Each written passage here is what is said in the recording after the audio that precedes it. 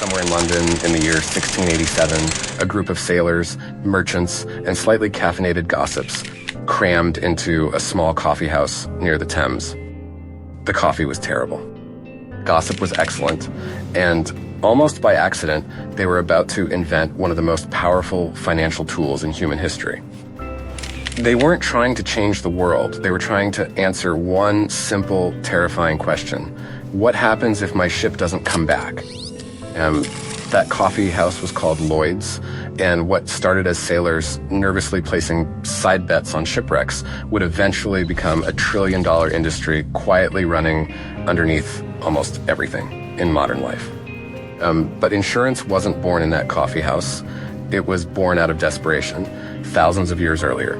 Nearly 4,000 years ago, in ancient Babylon, merchants faced a brutal problem. If a camel died, bandits struck, or a sandstorm buried an entire caravan, a merchant could lose his life savings instantly. So King Hammurabi, the same ruler famous for an eye, introduced something surprisingly gentle. If a merchant took out a loan to fund a trading voyage and disaster struck along the way, the loan was forgiven entirely. It wasn't insurance exactly, but it was the ancestor of it. Humanity's first attempt at saying, let's not let one terrible day destroy an entire life. That's the emotional core insurance has carried for 4 millennia. It was never really about spreadsheets. It was about someone, somewhere, deciding that a person shouldn't lose everything just because something went wrong. The Romans took that idea and gave it structure.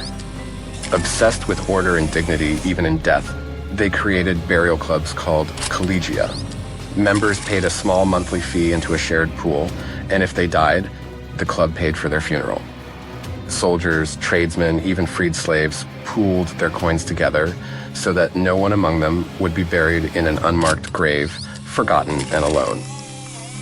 At its root, insurance was never about greed. It was about making sure no one faced life's worst moments completely by themselves. Centuries later, in September 1666, London burned. It started with one careless spark in a bakery on Pudding Lane, and within 4 days, more than 13,000 homes were reduced to ash. Families who had spent generations building their lives watched everything they owned disappear into smoke in a single afternoon.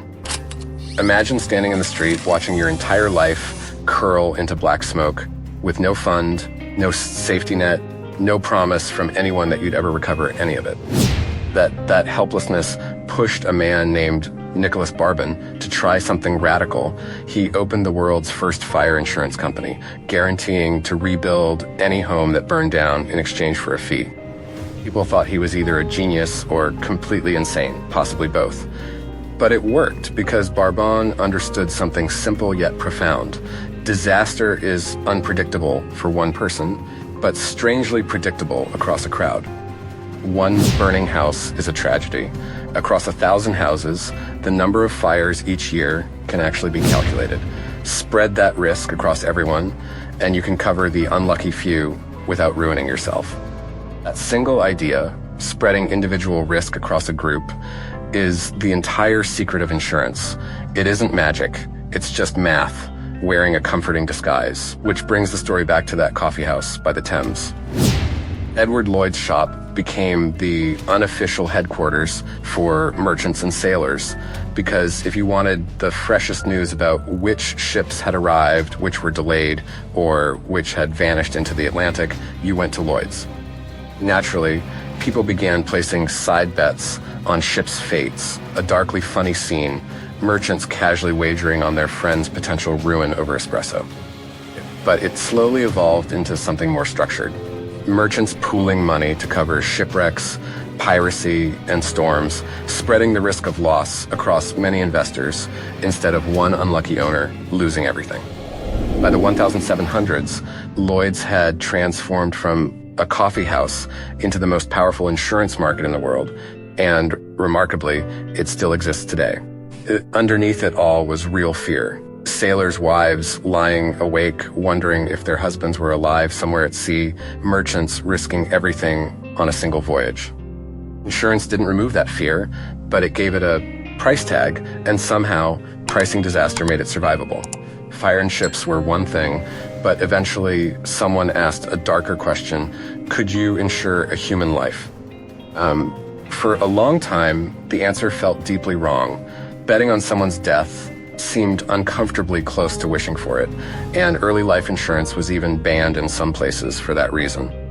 But in 1762, a group in England founded the Equitable Life Assurance Society, and for the first time, insurers used real mortality data to calculate fair premiums based on age and risk.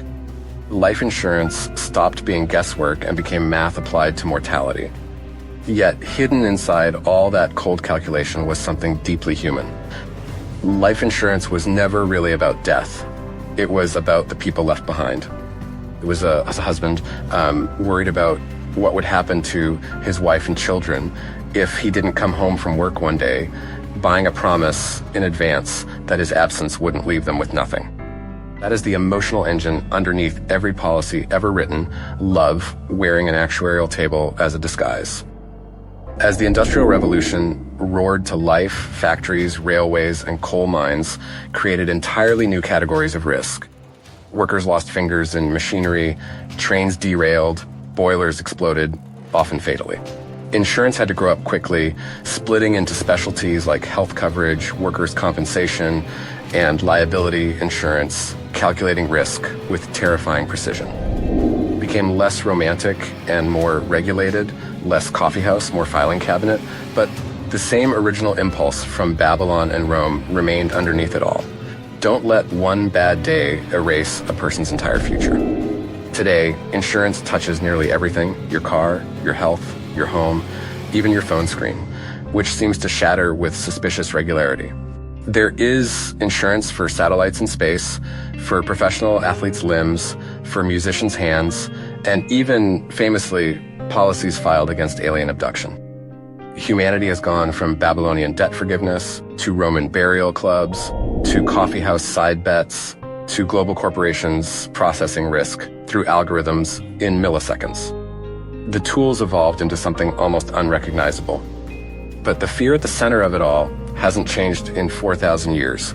The fear of waking up one day and losing everything through no fault of your own: a fire, a storm, a diagnosis, an accident on a highway.